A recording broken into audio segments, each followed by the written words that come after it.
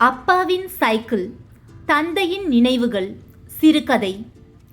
வீட்டுக்கு வந்த உறவினர்கள் ஒவ்வொருவராக ஆறுதல் கூறி கலைந்து செல்லத் தொடங்கினர். இனி நீ சின்ன பிள்ளை இல்லை, நீயே குடும்பத்தை பார்த்து கொள்ளும் அளவுக்கு வளர்ந்து விட்டாய், தைரியமாக இருக்க வேண்டும் என்றெல்லாம் கூறி சென்றனர். இன்னும் சற்று நேரத்தில் வீட்டில் நானும் என் மனைவி, குழந்தைகள் மற்றும் என் அம்மா மட்டுமே மிஞ்சி இருப்போம். இன்றோடு அப்பா எங்களை விட்டு சென்று ஓராண்டு காலம் ஆகி வருஷாப்பியம் நிறைவு பெற்றிருந்தது. இந்த ஓராண்டு காலத்தில் குடும்பத்தை நிர்வகிப்பதில் நாங்கள் எதிர்கொண்ட சிக்கல்களும் அவற்றை கடந்து வந்த வழிகளும் கொஞ்சம் நஞ்சமல்ல. அவை ஒவ்வொன்றும் அப்பாவின் அருமையை எங்களுக்கு புரிய வைத்துக் கொண்டே இருந்தன. ஒரு வழியாக அப்பாவின் மந்திர சொற்கள் காதில் ஒவ்வொன்றாக விழ அவர் வழியை பின்பற்றி குடும்பத்தை நிர்வகிக்கத் தொடங்கி இப்போது ஒரு சீரான நிலையை அடைந்திருக்கிறோம். நான் அரசு துறையில் இருக்கிறேன், என் மனைவி தனியார் துறையில் வேலை செய்கிறாள். இருவரும் எங்கள் குடும்பத்துக்கு போதுமான சம்பளத்துடன் சீரான வாழ்க்கை வாழ்ந்து வருகிறோம். ஓய்வு என்பதையே அறியாதவர் என் தந்தை. இப்போது அவர் நிரந்தரமாக ஓய்வெடுக்க சென்றிருக்கிறார். அவர் காலத்துக்கு பிறகு அவர் பயன்படுத்திய பொருட்களில் சிலவற்றை முன்னோர்களின் ஆலோசனைப்படி ஆற்றிலும் சிலவற்றை அடுத்தவர்களுக்கு தானமாகவும் கொடுத்து விட்டோம். கடைசி 10 ஆண்டுகள் அப்பா வீட்டுக்குள்ளேயே தான் இருந்தார். ஒரு நாள் அவரது சைக்கிளை விலைக்கு கேட்டு அடுத்த திரு சண்முகம் அண்ணன் வந்தார். ஐயா, இப்போ நீங்கள் சைக்கிளில் பயன்படுத்துறதே இல்லை, எனக்கு கொடுத்தீங்கன்னா கொத்தனார் வேலைக்கு வெளியூர் போகும்போது உதவியாக இருக்கும் என்று கேட்டார். அதற்கு அப்பா, சண்முகம், என் சைக்கிளை நான் விற்கிறதா இல்லை, உன்னை எனக்கு சின்ன வயசுலேருந்தே நல்லா தெரியும், நீ ரொம்ப நாணயமானவன், உனக்கு எப்போ வேணுமோ என் சைக்கிளை எடுத்துகிட்டு போ, பத்திரமா திருப்பி கொண்டு வந்து வீட்டில் போட்டுரு என்று கூறிவிட்டார். எனக்கு எரிச்சலாக வந்தது. நான் லோன் போட்டு புதிதாக வாங்கிய காரையும் என் மனைவியின் ஸ்கூட்டியையும் தினமும் ஷெட்டில் ஏற்றும் போதும் இறக்கும் போதும் சைக்கிள் குறுக்கும் நெடுக்கும் இடைஞ்சலாக இருந்தது. ஒருவர் தானே வந்து அதை விலைக்கு கேட்டும் அப்பா அதை கொடுக்க மாட்டேன் என்று கூறிவிட்டார். அவர் அந்த சைக்கிளை எடுத்து 8 ஆண்டுகளுக்கு மேல் ஆகிவிட்டது. உங்களுக்கு என்ன குறைச்சல்?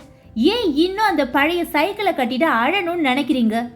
கார் இருக்கு, 2 வீலர் இருக்கு, எமர்ஜென்சினா வீட்டு வாசல்ல உடனே வந்து நிற்க ஆட்டோ, டாக்ஸி எல்லாம் இருக்கு. ஏன் அடசுல சேர்த்து வைக்கணும்னு நினைக்கிறீங்க? அந்த ஓட்ட சைக்கிளை வெளியில கடாசுங்க என்று கோபமாக கூறினேன். என்றைக்காவது ஒரு நாள் உதவும், பேசாம இரு, ஒரு பொருளோட அருமை இல்லாதப்பதான் தெரியும் என்று அதட்டும் துணியில் பதில் வந்ததே தவிர வீட்டில் மாற்றம் ஏதும் வரவில்லை. அந்த பழைய சைக்கிள் என்னை பார்த்து பரிகசித்து சிரித்தபடி வீட்டு வாசலில் ஜம்பமாய் நின்று கொண்டிருந்தது. காலையில் அப்பா எழுந்து தன் காலை கடன்களை முடித்துவிட்டு தோட்டத்துக்கு தண்ணீர் பாய்ச்சிவிட்டு தன் சைக்கிளை துடைத்து எண்ணெய் போட்டு கொண்டிருந்தார். இதுக்கு ஒன்றும் குறைச்சல்ல என்று என் மனைவி என் காதருகே மெதுவாக கூறியபடி என்னை பார்த்து நக்கலாக சிரித்துவிட்டு தன் ஸ்கூட்டியை கிளப்பிக் கொண்டு சென்றாள். நான் சொல்லவும் முடியாமல் மெல்லவும் முடியாமல் என் காரை கிளப்பிக் கொண்டு அலுவலகம் நோக்கி சென்றேன். அப்பாவின் சைக்கிள் மேல் எனக்கு அப்படி ஒன்றும் கோபம் அல்ல. சொல்லப்போனால் சிறு வயதில் அது எனக்கு மிகவும் பிடித்த வாகனம். அப்பாவின் சைக்கிளில் அமர்ந்து பள்ளிக்கு வருவது ஒரு அலாதி சுகம். வழியில் நடந்து வரும் மாணவர்களை எல்லாம் ஒரு கம்பீர பார்வை பார்த்துவிட்டு அப்பாவின் இடுப்பில் கை வைத்து சைக்கிளில் அமர்ந்து வருவது அந்த நாட்களில் எனக்கு ராஜ ஊர்வலமாக தெரிந்தது. அப்பாவின் சைக்கிளின் முன்பக்கத்தில் ஒரு சிறிய சீட் ஒன்று இருக்கும். அது என் தங்கையின் அரியாசனம்.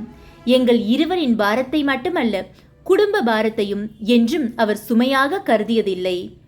பள்ளிக்கு மட்டுமல்ல, டியூஷனுக்கு வீட்டிலிருந்து 12 கிலோமீட்டர் தள்ளி இருக்கும் டைப்ரைட்டிங் சென்டருக்கு என அனைத்து இடங்களுக்கும் நாங்கள் அந்த வாகனத்தில்தான் ராஜபவனி வருவோம். அப்பா, நம்ம வீட்டுக்கு ஒரு ஸ்கூட்டர் வாங்குவோமா அப்பா, அதில் நாமெல்லாம் ஜாலியாக போகலாம் என்று சிறு வயதில் நாங்கள் கேட்கும்போது, பெட்ரோலும் வேண்டாம், டீசலும் வேண்டாம், ஒரு அழுத்துனா ஓடி போய் நிற்கும் பாரு நம்ம வண்டி, சூப்பர் வண்டி என்று அப்பா விளையாட்டாக கூறிக்கொண்டே எங்களை சைக்கிளில் அழைத்துச் செல்வது வழக்கம். அந்த வயதில் வீட்டின் பொருளாதார நிலையை பற்றி எங்களுக்கு எதுவும் புரியவில்லை. ஆனாலும் அனைத்து கஷ்டங்களையும் அழகாய் சமாளித்து அப்பா எங்களை நல்ல நிலையில் வளர்த்தெடுத்தார். என் தங்கையும் அரசு துறையில் பணிபுரிகிறாள். அவளுக்கு நல்ல இடத்தில் வரன் பார்த்து திருமணம் முடித்து அனைத்து பொறுப்புகளையும் என் தந்தை நல்ல முறையில் செய்து முடித்தார். சிறு வயதில் நாங்கள் இருவரும் அப்பாவுடன் சேர்ந்து போட்டி போட்டுக்கொண்டு சைக்கிளை துடைப்போம்.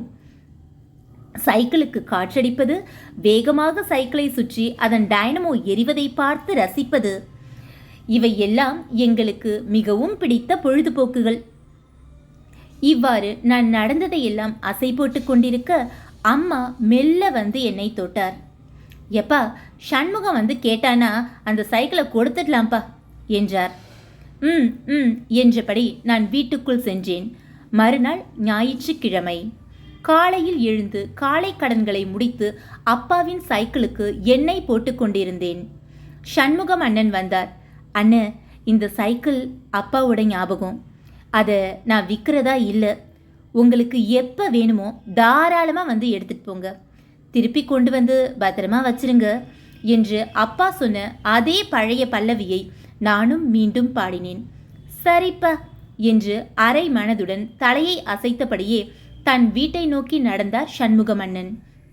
என்னை ஆச்சரியமாய் பார்த்து கொண்டிருந்த என் தாயையும் என் மனைவியையும் பொருட்படுத்தாமல் அப்பாவின் சைக்கிளை எடுத்துக்கொண்டு காய்கறி வாங்க கடை தெருவுக்கு சென்றேன்.